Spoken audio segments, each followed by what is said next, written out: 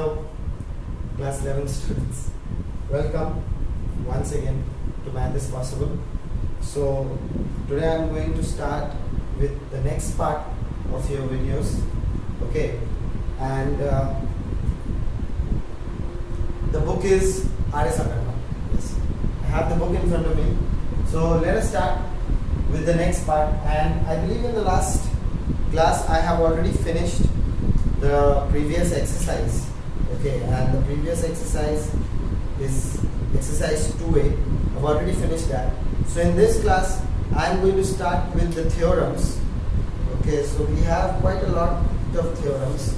I can see over here, right, till theorem number 10. Okay, so we are going to prove a few theorems today, and again in the next video we will prove a few more theorems.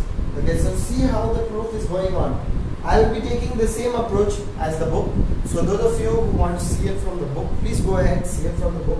But in case you don't understand what's written in the book, you can see what is happening over here. Okay, so let's not waste much time and let us start. Okay, so the first theorem. Those of you who don't want to,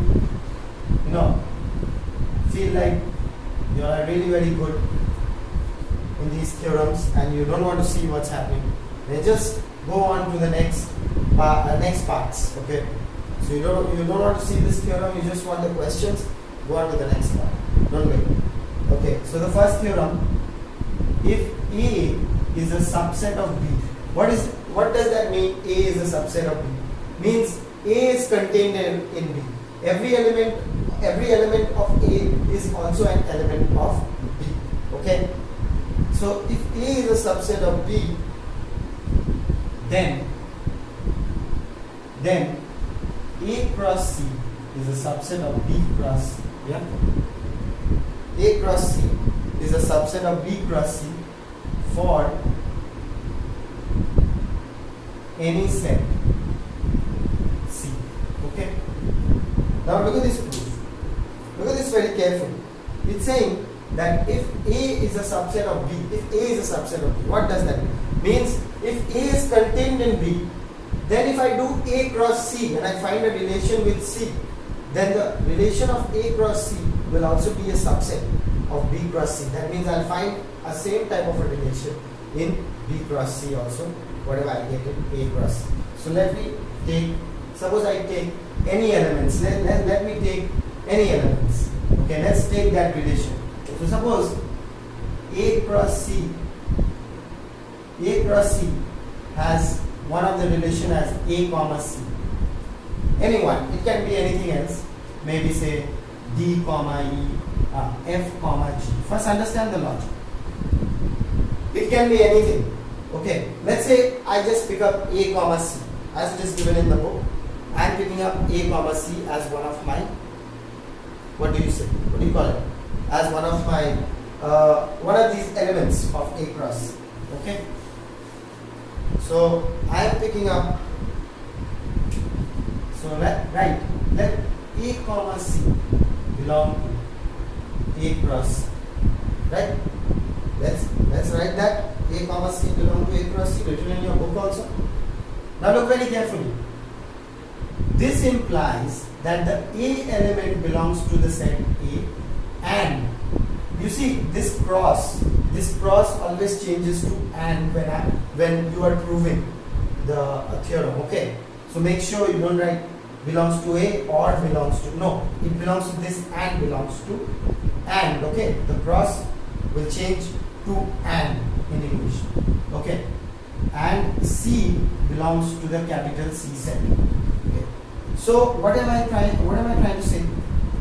I'm trying to say that if I have picked up one of the elements from A cross C relation, that means that the first element belongs to the A set and the second element, C element, belongs to the C set. Okay. Now this implies that A belongs to B. Why would you say A belongs to B? You say, sir, why is A belonging to B? Because A is a subset of B. That means whatever elements are in A are also in B. Simple logic. So that means and C belongs to the capital C set. That means what does that mean? That means now the A element is also in B. Okay. So now from what do we get from here? We get A comma C belongs to B cross C. Remember I just told you that and changes to the cross, the multiplication, not multiplication, it's cross for here, over here. Now A comma C are the coordinates, okay, belongs to B cross C. So now you see this A cross C, I started with saying that this A cross C belongs to, A comma C belongs to A cross C. And I got the final answer that A comma C also belongs to B cross C. Then what can I say? That means A comma C belongs to both of them. That means A cross C is a subset of B cross C, and I assumed correct. So I proved this first theorem. Okay. Understand what I have just said. Okay. Because there is no use of repeating it over here. You can rewind and keep repeating it as many times as you like. Let's go on to the second theorem. Okay. Second theorem. Will not shower you with so many theorems in the first part of these theorem things, because I know it will be difficult to take it. Let's go on to the second theorem. It's saying if A is a subset of B, if A is a subset of B and C is a subset of D, C is a subset of D, then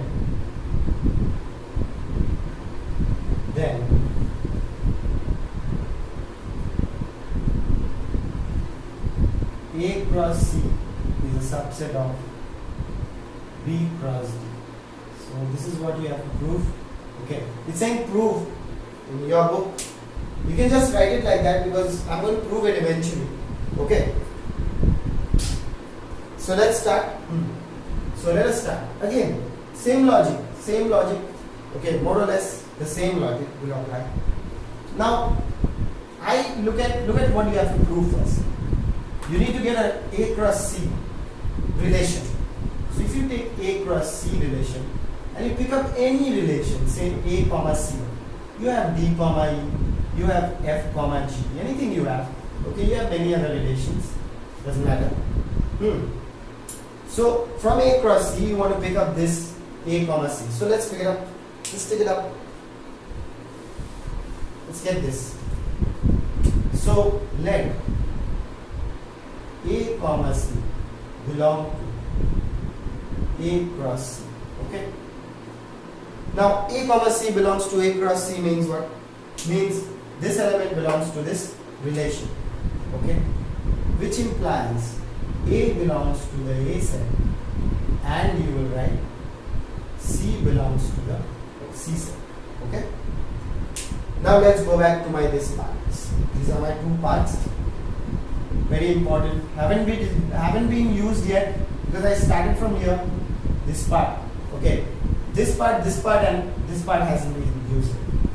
Hasn't been used in this proof. This part, and the right hand side of this part. B and D you cannot see. Only this one I have taken out arbitrary point, and this means any point. Okay. And this one is already used. I'm taking this relation A cross C. Next part, A belongs to B and C belongs to D. Why? Since A is a subset of B and C is a subset of D. You can write at the side, even for the previous one you can write, so that you understand when you are doing the proof. I don't know if it's given in your book. Yes, it's given perfectly. Okay. So A comma C now becomes the subset of B cross D. Now you can find this A comma C also being one of the elements in B cross D. Okay. So now you look at the two main boxes, one which you have started from, okay, and one which you have ended in, and then your proof is done. So both this element is same for both of them. So A cross C is now a subset of B cross D. Okay, this is the second theorem. Okay, so I have done the second theorem as well. So let me just take it. I hope you all have understood what is the second theorem. If you all didn't understand, let me know in Facebook that you all didn't understand, and I'll do it for you. Explain which part you didn't understand, let me know, and I'll definitely explain. Now in the next part, what we are going to do is the third theorem. In the next part is the third theorem.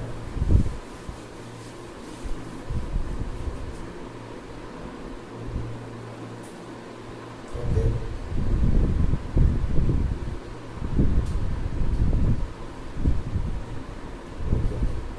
Okay. Let's start.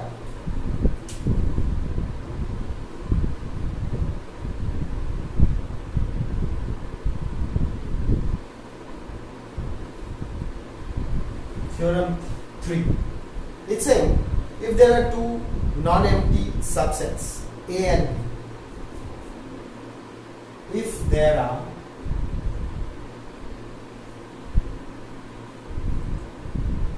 two non-empty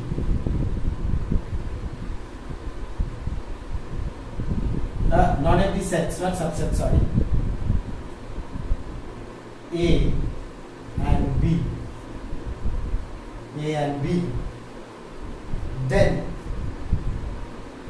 then A cross B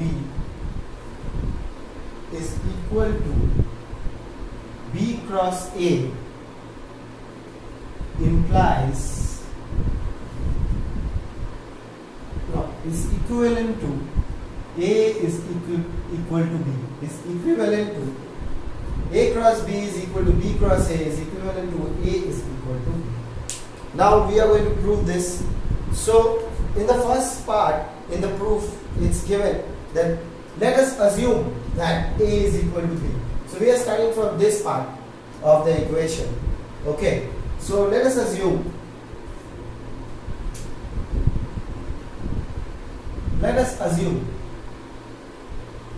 A is equal to B. Okay, now multiply B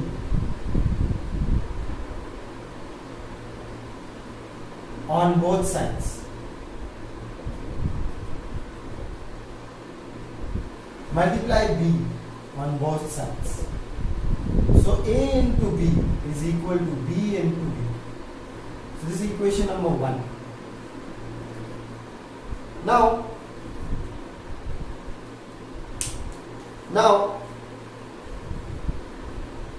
A into B is equal to B, not A into B, A cross B is equal to B cross B.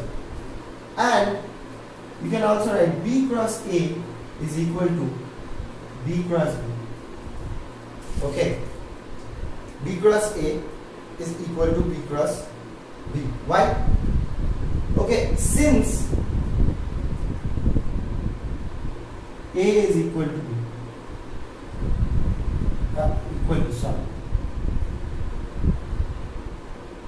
since A is equal to B. Now you can see from these two equations, since A is equal to B, so I have already taken that A is equal to B on top. So since A is equal to B, instead of this B became A, and instead of this A became B. Okay, is equal to B cross B. So from both of these equations you can see A cross B is equal to B cross A. Right? You can take this proof. Now there is another way and another way and another way and another way to prove it. But I don't think that's necessary. Those of you who want to understand it from there. How you take 2 points and then you prove it is equals to B is equal to A. Okay? And then you will understand. Okay? So you can prove it like this, and this is the shortest way to prove it. And that's it for the third theorem also. Okay? Just that you have to remember this. That is the main part of your theorem. So I want to leave it till this many theorems today. 3 theorems I have proved for you today, and in the next video I will prove 4, 5, 6 and 7. 7 theorems I will prove in the next video. So take as much help as possible from Math is Possible. See you in the next video.